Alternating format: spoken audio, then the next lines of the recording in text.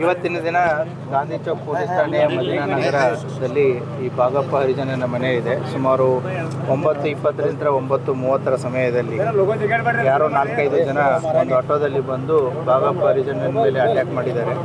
So Bhagappa ಹರಿಜನ ಊಟ ಮಾಡಿಕೊಂಡು ಮನೆ ಹೊರಗಡೆ ನಡೆದಾಡ್ತಿರ್ಬೇಕಾದ್ರೆ 4ರಿಂದ 5 ಜನ ಬಂದು ಕೊಡ್ಲಿ ಯಂತ್ರ ಹೊಡೆದಿದ್ದಾರೆ ಮತ್ತು ಪಿಸ್ತೂಲ್ ಯಂತ್ರನೂ ಕೂಡ ಹೊಡೆದಿದ್ದಾರೆ ಅನ್ನೋದು ಮಾಹಿತಿ ಇದೆ.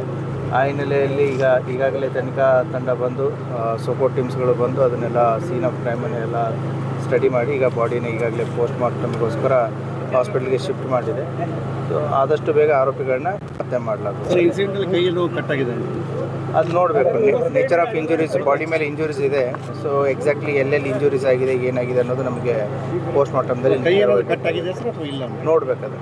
20 ಜನರು ಬೈಕಲ್ಲಿ ಬಂದಿತ್ತು, ಲೈಟ್ ಎಲ್ಲ ತೆಗೆದಿದ್ರು, ಮತ್ತೆ ಗುಂಡಿನ ಶಬ್ದನೂ ಕೇಳಿದೆ ಅಂತ ಹೇಳ್ತಾ ಇದ್ದಾರೆ ಸ್ಥಳೀಯರು. ಅದು ಎಷ್ಟು ಜನ ಬಂದಿದ್ರು ಅನ್ನೋದು ಇನ್ನೂ ನಿಖರವಾದಂಥ ಮಾಹಿತಿ ಇಲ್ಲ. ಈಗ ಮನೆಯವರು ಹೇಳಿದ ಪ್ರಕಾರ 4ರಿಂದ 5 ಜನ ಅಂತ ಹೇಳಿದ್ದಾರೆ. ಗುಂಡಿನ ಶಬ್ದ ಅದನ್ನು ಹೇಳಿದ್ದಾರೆ.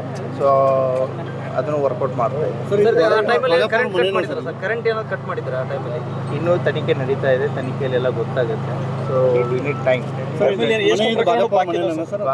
ನಮಗಿರೋ ಮಾಹಿತಿ ಇದು ಬಾಡಿಗೆ ಮನೆ ಅಂತ ಹೇಳಿದ್ದಾರೆ. ಬಟ್ ಸಂಬಂಧಿಕರು ಯಾರಾದರೂ ಇದ್ದಾರೆ? ಇನ್ನೂ ನಮಗೂ ಅದು ಸಂಪೂರ್ಣವಾದ ಮಾಹಿತಿ ಇಲ್ಲ. ಸೊ ಯಾರಿದ್ದಾರೆ ಯಾರಿಲ್ಲ ಅದನ್ನು ಕೂಡ ಚೆಕ್ ಮಾಡ್ತೀವಿ. ಸೊ ತನಿಖೆಯಲ್ಲಿದೆ. ಸರಿಗೆ ಇವ್ರ ಮೇಲೆ ಎಷ್ಟು ಕೇಸ್ ಬಾಕಿ ಇದ್ದು? ಭಾಗಪ್ಪನ ಮೇಲೆ ಸುಮಾರು 10 ಕೇಸ್ ಇದೆ. ಇವನಲ್ಲಿ 6 ಮರ್ಡರ್ ಕೇಸಸ್ಗಳಲ್ಲಿ ಇವನು ಅಕ್ಯೂಸ್ಡ್ ಇದ್ದ. ಒಂದು ಅಟೆಂಪ್ಟ್ ಟು ಮರ್ಡರ್ ಕೇಸಲ್ಲಿ ಅಕ್ಯೂಸ್ಡ್ ಇದ್ದ, ಒಂದು ಆರ್ಮ್ಸ್ ಆ್ಯಕ್ಟಲ್ಲಿ ಅಕ್ಯೂಸ್ಡ್ ಇದ್ದ. ಸುಮಾರು 1999 ಒಂದು ಕ್ರಿಮಿನಲ್ ಹಿಸ್ಟ್ರಿ ಸ್ಟಾರ್ಟ್ ಆಗಿದೆ.